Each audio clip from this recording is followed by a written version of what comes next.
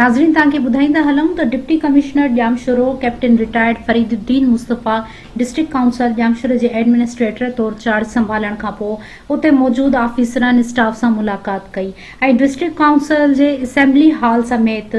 मुख़्तलिफ़ ऑफिसुनि जो दौरो कयो। रिपोर्ट अख्तर अली जे मुताबिक़ इन मौक़े ते ॻाल्हाईंदे डिप्टी कमिश्नर ॼामशोरो डिस्ट्रिक्ट काउंसिल ज़रिए जारी तरक़ियाती कमनि जे मयार ऐं शफ़ाफ़ियत खे यकीनी बणाइण सां गॾोगॾु तरक़ियाती रिथाउनि जा ठीका सफ़ाफ़ मेरिट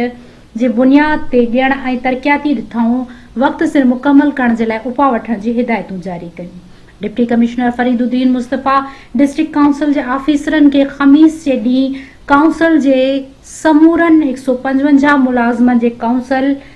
ऑफिस में मौजूदगी खे यकीनी बणाइण जी हिदायत कई। इन मौक़े ते chief officer district council Noor Hasan Jokhio, accountant officer Parvez Ali Baloch, engineer Murtaza Malik deputy commissioner Jamshoro खे तरक़ियाती रिथाउनि ऐं इंतज़ामी मामलनि बाबति ब्रीफिंग ॾिनी। दौरे दौरान deputy director information Jamshoro Mohammad Sabir Kaka, assistant मुख्तियारकार ॼामशोरो फेरोज़ मुस्तफ़ा बुरफत, अकाउंटेंट वनेश कुमार, मज़हर पंवर ऐं ॿिया मौजूद हुआ।